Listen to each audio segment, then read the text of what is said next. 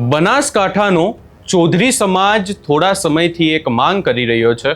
અજમલભાઈ ચૌધરી કે જેમને મારવામાં આવ્યો અને મારતા હોય એવો વિડીયો પણ એમનો વાયરલ થયો. આ આખી બાબતને લઈને ચૌધરી સમાજ દ્વારા વિરોધ કરવામાં આવ્યો અને હવે આખા કેસમાં પોલીસે આરોપીઓની ધરપકડ કરી છે. શું છે સમગ્ર મામલો ને ખાસ કરીને આ ધરપકડ જે કરવામાં આવી છે એની સામે હવે શું સવાલો ઊભા થઈ રહ્યા છે એની વિગતે ચર્ચા કરીશું. નમસ્કાર, હું છું ઉજ્જવલ અને આપ જોઈ રહ્યા છો નિર્ભય ન્યૂઝ. અજમલભાઈ ચૌધરીનો જે આખો કિસ્સો સામે આવ્યો ને આ કિસ્સામાં ખાસ કરીને જો વાત કરવામાં આવે તો અનેક સવાલો પોલીસની સામે ઊભા થયા, કારણ કે પોલીસે આખા કેસમાં 5મા દિવસે ફરિયાદ નોંધી અને એનાથી પણ વિશેષ આરોપીઓની ધરપકડ કરવામાં આવી છે, પરંતુ 3 જેટલા જ આરોપીઓની ધરપકડ થઈ છે. અને આ જ આખી બાબતને લઈને હવે ચૌધરી સમાજ મેદાને આવ્યું છે.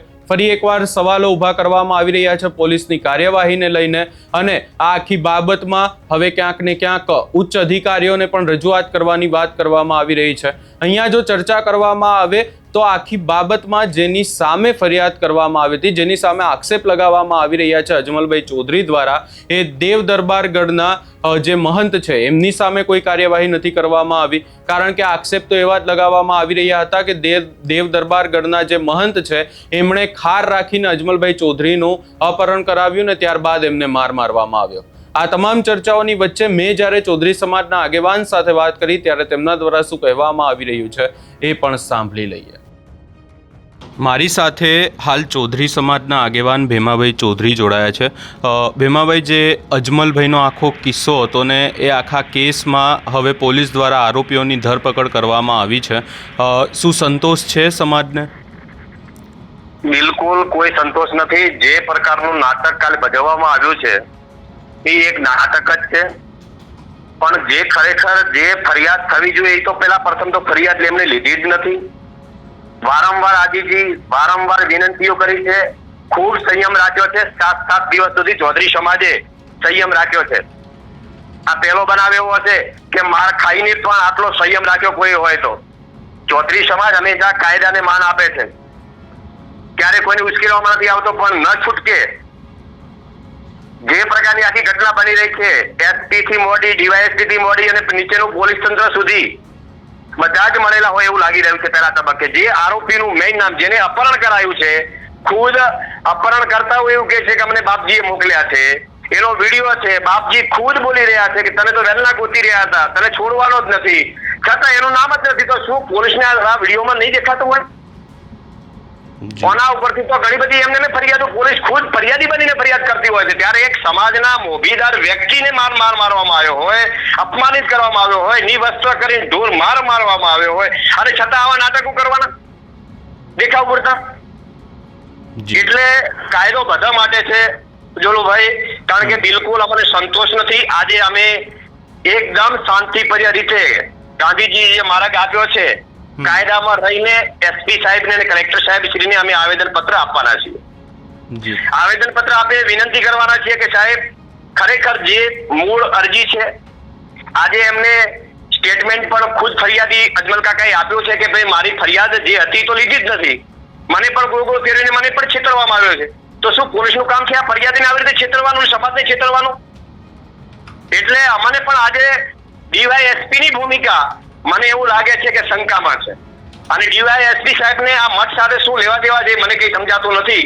પરંતુ જે હોય તે કાયદાકીય રીતે જે લડત લડવી પડશે એ લડત લડીશું. જી, અને ખાસ કરીને અહીંયા એક વાત એ પણ કરવી છે કે આ જ્યારે આખી બાબત સામે આવી, તમે માંગ પણ કરી, એફઆઈઆરમાં 10 થી 12 આરોપીઓના નામ લખેલા છે ને ધરપકડ 3 લોકોની જ થઈ છે. જાણવામાં મળ્યું મુજબ 3 લોકોની ધરપકડ થઈને જે નાટક કરીને લગભગ એવા સમાચાર છે મોડી રાત્રે એમને છોડી દીધા છે, કારણ કે જામીન મળવા પાત્ર ગુનો એ દાખલ કરેલો હતો. જી, અને જે ખરેખર બીજા આરોપીઓ પકડાવા જોઈએ એ પણ પકડ્યા નથી. એટલે જે પ્રકારનું એક નાટક ભજવાઈ રહ્યું હોય ને બનાસકાંઠાની અંદર એ જ ચાલ્યું છે. મને લાગે છે કે ગુંડા તત્વોને બળ પૂરું પાડતા હોય ને તો એ પ્રકારનો આ કિસ્સો બની રહ્યો છે હવે ધીમે ધીમે. જી, તો હવે માંગ શું હશે પોલીસ સ્ટેશન જઈને તમારી?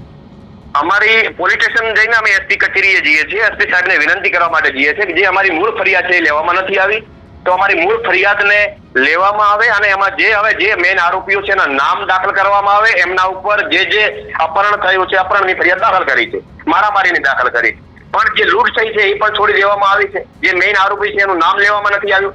તો અમારે જે મેઇન આરોપી જે છે એનું નામ જ નથી ફરિયાદીમાં, તો એ મેઇન આરોપીનું નામ પણ દાખલ થવું જોઈએ. આ બધાના લોકોના વરઘોડા જાહેરમાં નીકળવા જોઈએ કે જે રીતે બીજા વરઘોડા નીકળે છે એવી રીતે. જી ભીમાભાઈ, આપ અમારી સાથે જોડાયા અને ચર્ચા કરી એની માટે તમારો ખૂબ ખૂબ આભાર. Thank you.